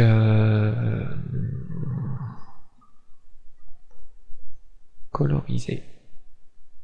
Voilà. Avec aperçu.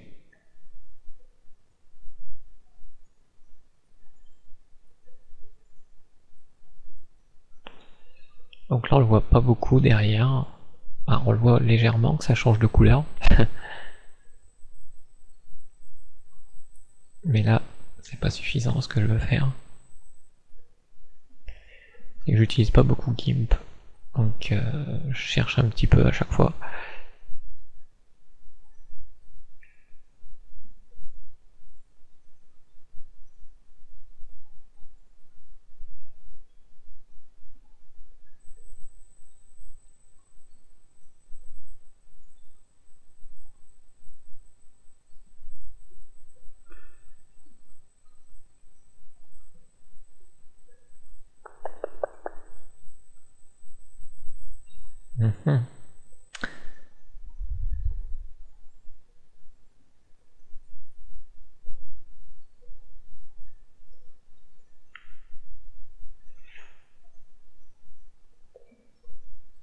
Alors là, ce que je cherche, hein, c'est simplement un moyen de le coloriser, de le mettre en couleur quelque part.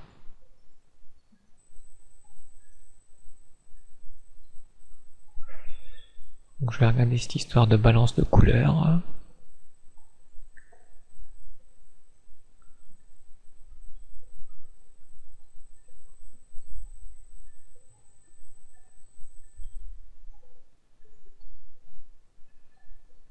Donc là, le fait qu'il soit noir, ça va être un petit peu plus difficile, donc c'est pas grave.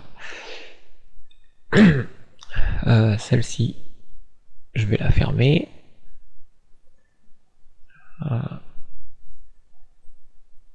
Mais je veux pas changer les modifications. Sans enregistrer. Je vais ouvrir plutôt la blanche. Dans l'image, j'oublie pas de mettre en mode RVB. Puis dans couleur,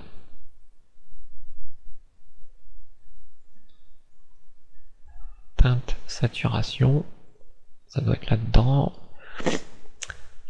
Alors, luminosité. Je vais descendre un petit peu. Et je vais essayer de descendre des couleurs.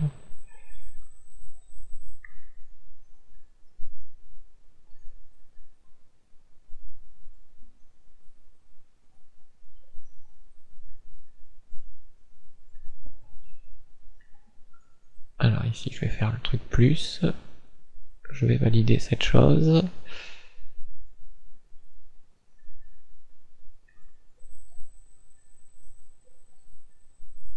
Et logiquement il est censé changer de couleur. Bon.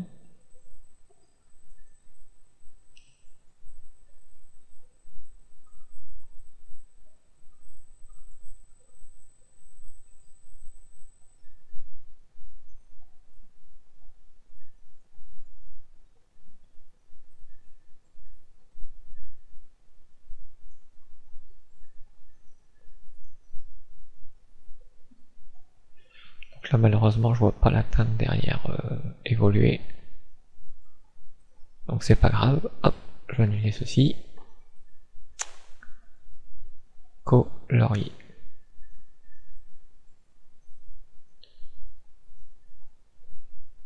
La saturation. Ah voilà, ça y est, on vient de trouver. Donc faut baisser légèrement la luminosité, puis après on peut venir colorier un petit peu plus les éléments. Donc ici le but ça va pas être passer trop de temps non plus dessus. Mais par exemple on veut créer une teinte genre violet comme ça. Je vais valider cette chose. Mon fichier, je vais l'enregistrer sous. Je vais en faire une copie. Alors là il me donne un drôle de format d'image. Je vais demander d'exporter tout bonnement au format PNG, s'il l'a. Oui.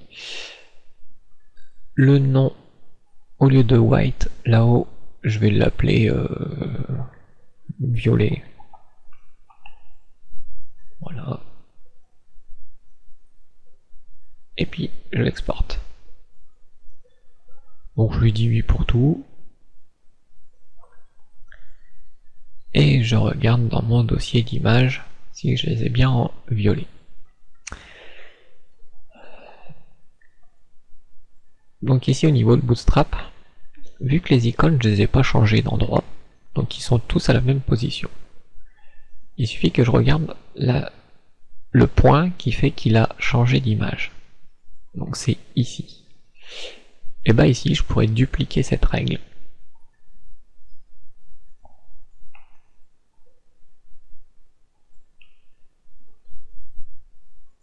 Et au lieu de dire white, ce serait violet. Même chose, je change le nom ici, du coup je l'appellerai icône violet.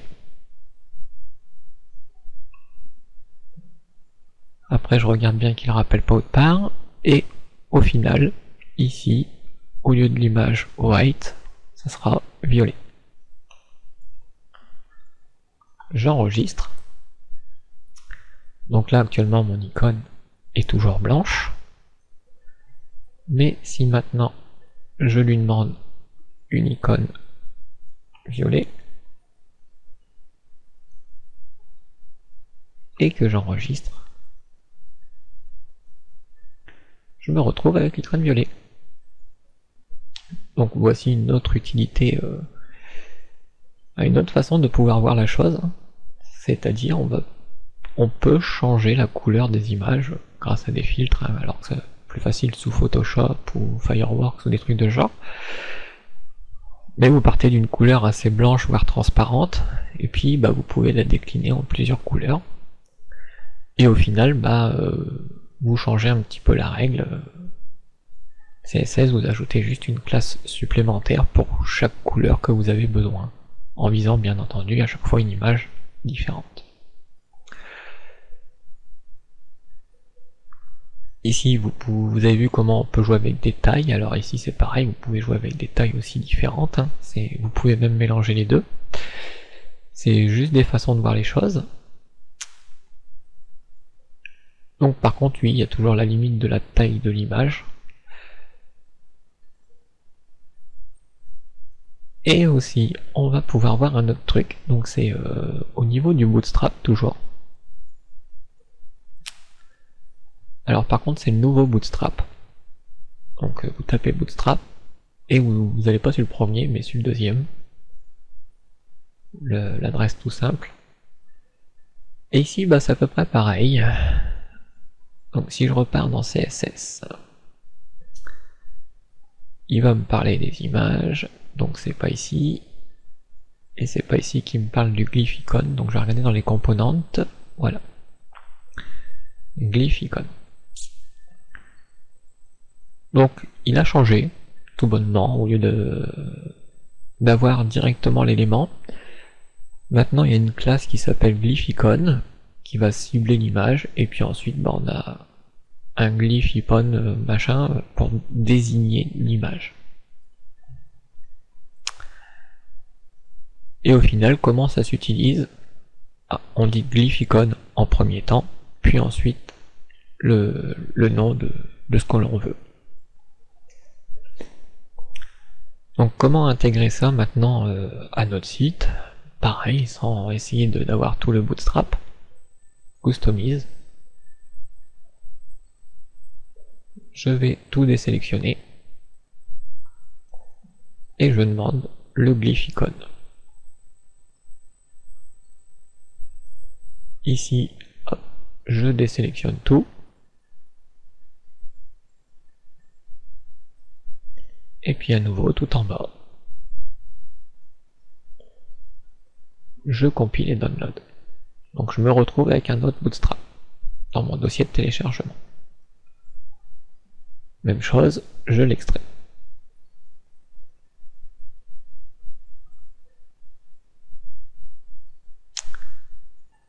Si je regarde dedans, donc ici il n'y a pas d'image. Donc ça se base sur des polices.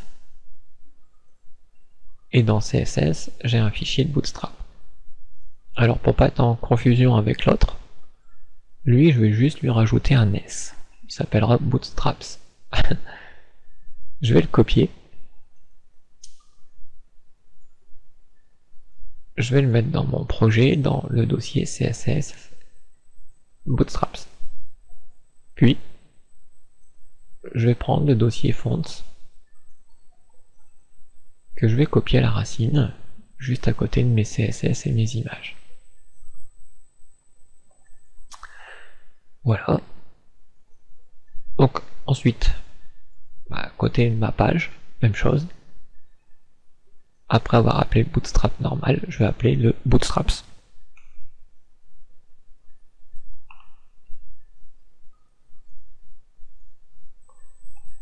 Au passage, je peux regarder un petit peu ce qu'il y a dans ce bootstraps.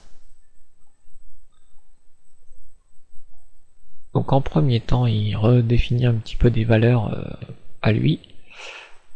Mais comme moi j'ai pas envie qu'il me chamboule tout mon site, je vais juste regarder là où est-ce qu'il qui s'attarde aux choses. Donc avant ce before, after, cette étoile voulant dire toutes les balises, hein, je répète déjà. Je vais effacer toute la première partie.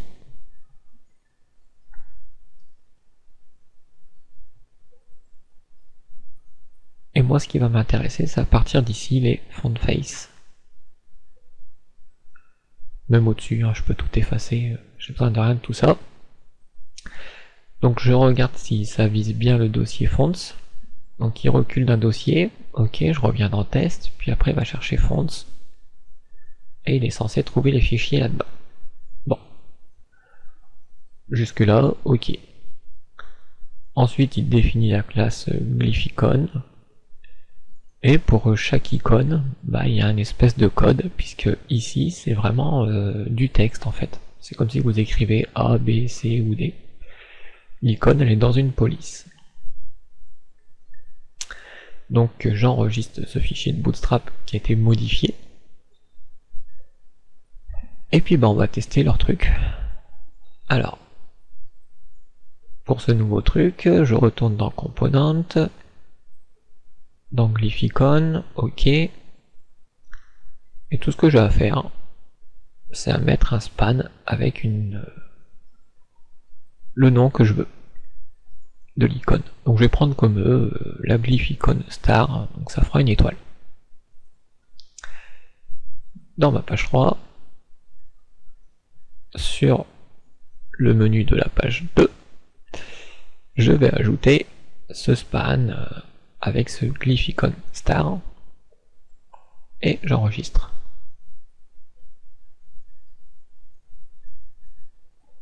Puis j'actualise.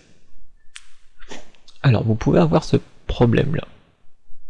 Donc ce problème, moi je l'ai résolu en faisant ceci. Je retélécharge le Bootstrap 3 au complet. J'ai mis plus d'1 heure à le trouver le délire. Une fois que ce truc est retéléchargé, donc le Bootstrap 3,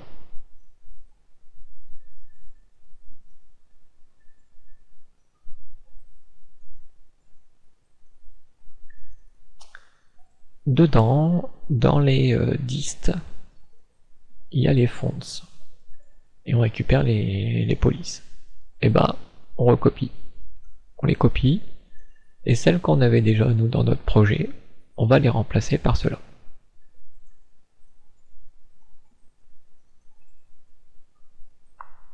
Et voilà.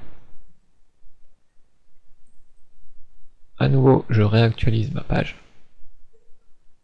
Et j'ai bien l'icône.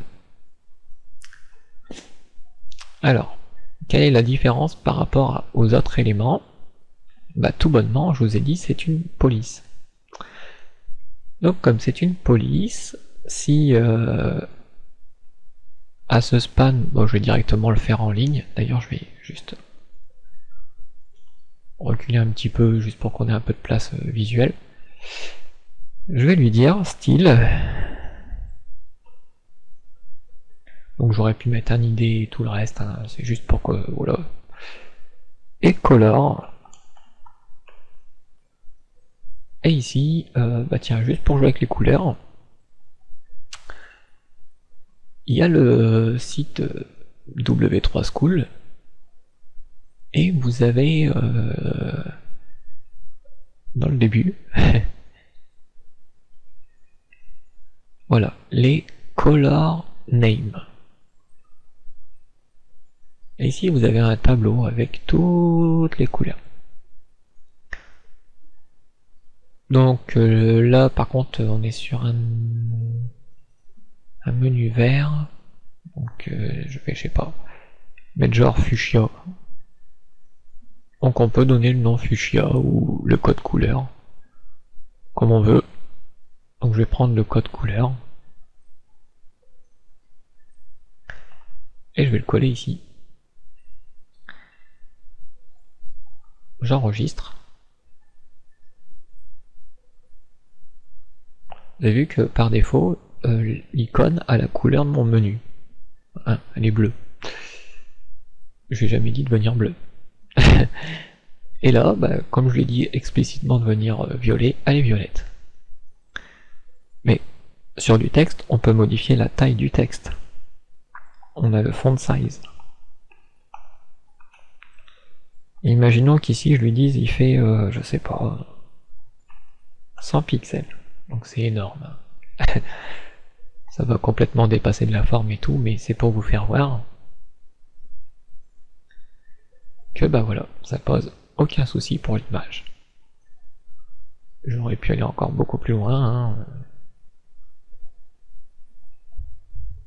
300 pour exagérer beaucoup.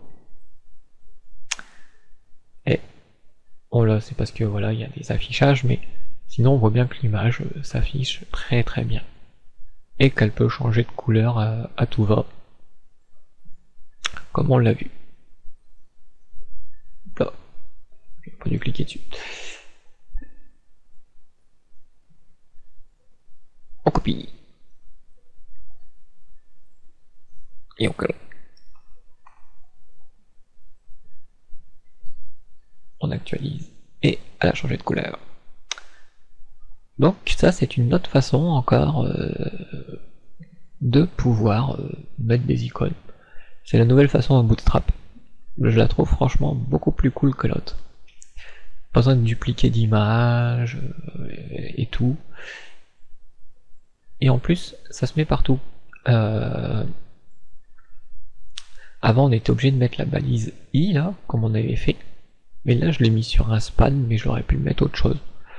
Bon, bien sûr, faut que la balise soit un petit peu en ligne, ou inline block minimum, quoi, pour pouvoir écrire. Mais sinon, voilà, c'est la seule chose. Donc, maintenant que nous avons vu un petit peu toutes ces choses, vous avez vu que il y a quand même pas mal de choses du côté des images et tout le reste. Plusieurs façons de pouvoir faire, de composer des images dans une seule et même unique image et de se déplacer dedans pour gagner en temps, en performance, et aussi les icônes sous forme de police qui est très pratique. Et en même temps la petite astuce que si vous téléchargez pas le Bootstrap en entier, vous avez des problèmes au niveau des icônes. Ça c'est je l'ai découvert. Sinon à part ça, bah c'est vrai que je continuerai bien encore la page, mais il est déjà 1h54 de vidéo, comme quoi ça passe trop vite. Et comme je voulais bien vous faire voir un petit peu ces histoires d'icônes, comment on peut utiliser les autres outils que je vous ai fait télécharger aussi au passage. Donc voilà, je pense que je vais pas aller plus loin sur cette vidéo. Ce que je peux vous dire d'avance, c'est que dans la prochaine, déjà dans le menu, dans la page 3, ici on remettra nos 4 articles. Et le but sera quand on cliquera sur un de nos éléments de menu, bah on est l'article qui apparaît. Bien sûr on mettra une image de fond pour donner un peu plus de punch.